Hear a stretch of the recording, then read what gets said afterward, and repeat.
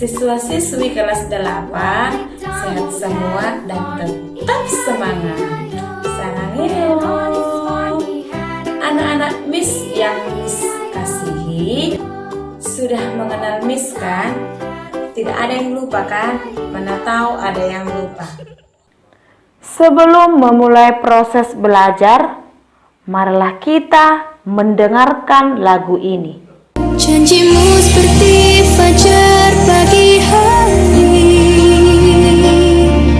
dan tiada pernah terlambat bersinar. Cintamu seperti sungai yang mengalir,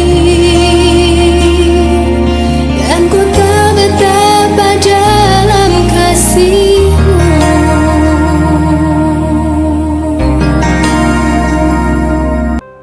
Baiklah, kita mendengarkan sebentar bacaan Injil kita pada pagi hari ini.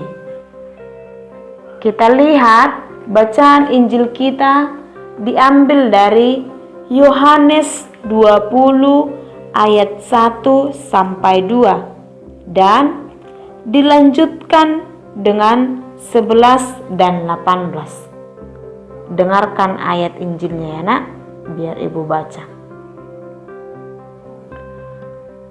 Pada hari pertama minggu itu, pagi-pagi benar, ketika hari masih gelap, pergilah Maria Magdalena ke kubur itu, dan ia melihat bahwa batu telah diambil dari kubur. Ia berlari-lari mendapatkan Simon Petrus dan murid yang lain yang dikasihi Yesus dan berkata kepada mereka, "Tuhan telah diambil orang dari kuburnya, dan kami tidak tahu di mana ia diletakkan." Tetapi Maria berdiri dekat kubur itu dan menangis. Sambil menangis, ia menjenguk ke dalam kubur itu. Maria Magdalena pergi dan berkata kepada murid-murid, "Aku telah melihat Tuhan, dan juga bahwa Dia yang mengatakan hal-hal itu kepadanya." Demikianlah Injil Tuhan. Terpujilah Kristus. Sekarang, marilah kita berdoa sama-sama. Kita menandai diri kita dengan tanda kemenangan Kristus. Di dalam nama Bapa, Putra, dan Roh Kudus. Amin. Bapa yang Maha Kasih, puji dan syukur kami haturkan kepadamu karena Engkau berkenan mengumpulkan kami kembali. Terangilah akal budi dan hati kami, sehingga kami dapat lebih mengenal Putramu Yesus Kristus sebagai pemenuhan janji-Mu untuk menyelamatkan kami. Demi keluhuran nama-Mu, kini dan sepanjang segala masa. Amin. Dalam nama Bapa, Putra, dan Roh Kudus. Amin. Anak-anak Miss yang baik, pada pertemuan yang pertama ini, kita memasuki materi Yesus pemenuhan janji Allah. Pada awal penciptaan, Allah menghendaki agar manusia hidup bahagia. Allah pun berusaha mewujudkan harapannya itu dengan berbagai cara. Sekalipun manusia jatuh ke dalam dosa, Allah tidak menutup pintu belas kasih-Nya. Allah bahkan menjanjikan keselamatan dan kehidupan yang kekal bagi manusia. Janji itu dipegang Allah secara teguh dan diwujudkannya sendiri melalui Putranya Yesus Kristus hingga wafat di salib. Allah setia pada janjinya. Anak-anak sekalian, dalam pelajaran kita hari ini, kita diharapkan mampu yang pertama menjelaskan arti dan makna janji, yang kedua menjelaskan bahwa sejak awal Allah menjanjikan juru selamat, yang ketiga menjelaskan bahwa Yesus adalah pemenuhan janji Allah, yang keempat merefleksikan kesetiaan kita terhadap janji. Apakah kita sama seperti Allah yang selalu setia pada janji? Baiklah anak-anak, sekarang kita memasuki yang namanya memahami arti dan makna janji. Anak-anak sekalian, apakah kamu pernah berjanji? Misrasa semua pernah berjanji. Atau kamu pernah mendapat janji dari seseorang, mungkin dari orang tua, teman, pacar, dan masih banyak lagi orang-orang. Apakah kamu memahami arti atau makna janji? Apakah kamu juga memahami konsekuensi dari sebuah janji? Sekarang ingatlah, mungkin ada janji orang lain kepada dirimu. Mungkin dari orang tua, janji teman, guru, berjanji kepadamu. Apakah yang mereka janjikan kepadamu? Apakah janji mereka terpenuhi? Lalu apa dampaknya? Bisa kamu jawab dalam dirimu sendiri.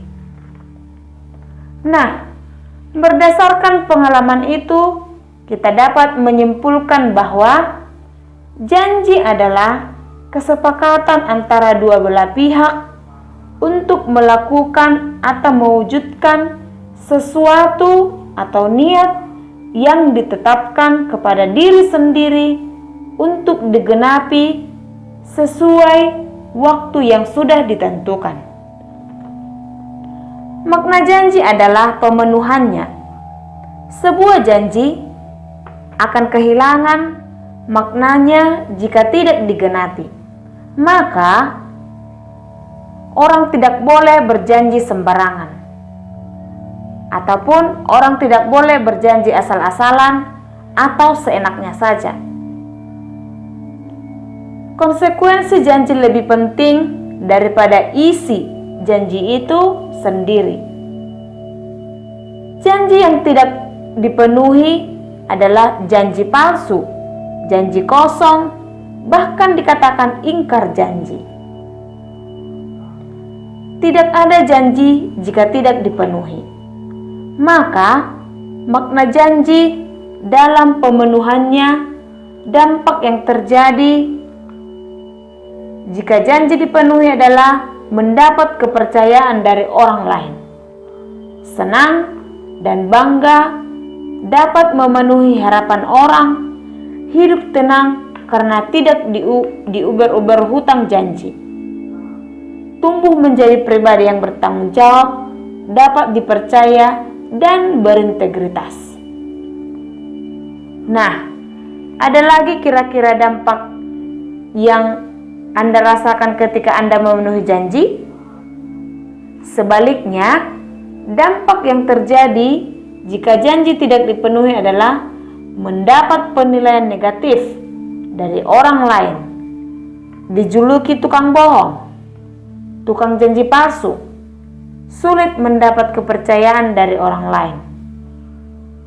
Yang paling berat adalah tumbuh menjadi pribadi yang bermasalah, pribadi yang terbelah, hidup dihantui rasa bersalah dan tuntutan orang lain, bermental buruk, busuk dan rusak. Masih banyak lagi tentunya dampak negatif jika janji tidak dipenuhi. Silakanlah kalian sendiri memikirkan dan teguhkan apa kira-kira dampak buruk ketika janji tidak dipenuhi.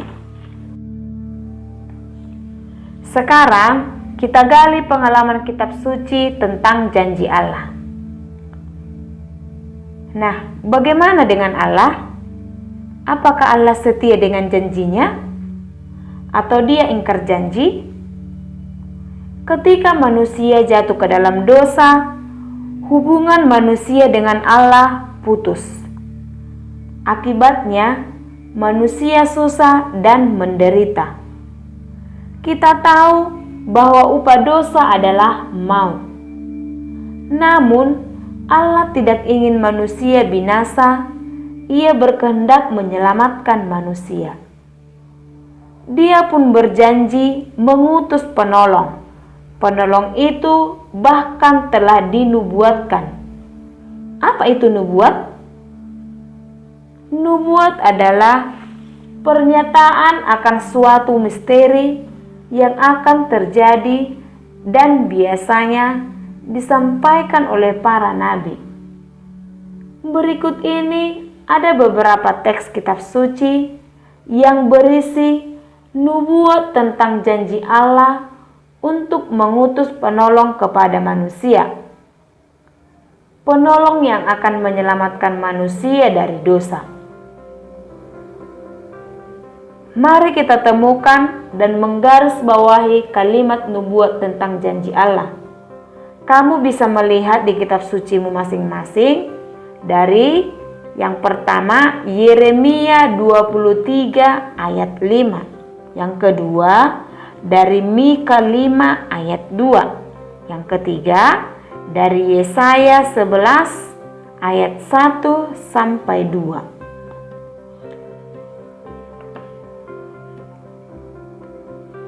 Silahkan kamu baca kitab sucimu, kamu pahami. Baiklah anak-anak, berdasarkan teks itu semua, kita dapat simpulkan bahwa pribadi yang dinubuatkan oleh para nabi bukan adalah Yesus Kristus. Anak-anak sekalian, nubuat para nabi dalam kitab Perjanjian Lama ditegaskan kembali oleh penulis Ibrani 1 ayat 1 sampai 4 Perjanjian Baru. Nanti bisa kamu baca di kitab sucimu juga, ya, dari teks. Kamu nanti bisa melihat dari teks Ibrani itu. Dari teks Ibrani, kita dapat menemukan alasan bahwa Yesus Kristus pemenuhan janji Allah. Yang pertama, Yesus Kristus telah ditetapkan sebagai yang berhak menerima segala yang ada. Yang kedua, oleh Dia Allah telah menjadikan alam semesta. Maksudnya di sini oleh karena Yesus, ya. Yang ketiga, Ia adalah cahaya kemuliaan Allah dan gambar wujud Allah. Yang keempat, Ia menopang segala yang ada dengan firman-Nya yang penuh kuasa. Yang kelima, Ia telah selesai mengadakan penyucian dosa. Yang keenam, Ia duduk di sebelah kanan yang maha kuasa di tempat yang maha tinggi. Karena janji Allah adalah menyelamatkan manusia dari dosa, dan Yesus telah selesai mengadakan penyucian dosa. Jelas bahwa janji Allah sudah terpenuhi. Bagaimana Yesus melakukan penyucian dosa manusia? Itu akan kita lihat dalam tema-tema ini. Kita sudah paham bahwa janji harus dipenuhi dan wajib digenapi. Allah sudah memenuhi janjinya kepada manusia. Sekarang Sekarang kita tanya diri kita masing-masing, apakah kamu adalah orang yang sudah setia kepada janji? Berjanji bukan perkara mudah.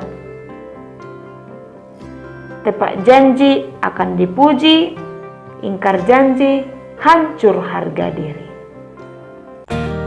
Baiklah anak-anak, hari ini kita sudahi proses pembelajaran kita hari ini. Jangan lupa tetap mematuhi protokol kesehatan. Jaga kesehatan, semangat terus belajar di rumah. Dan jangan lupa, kita adalah berdoa.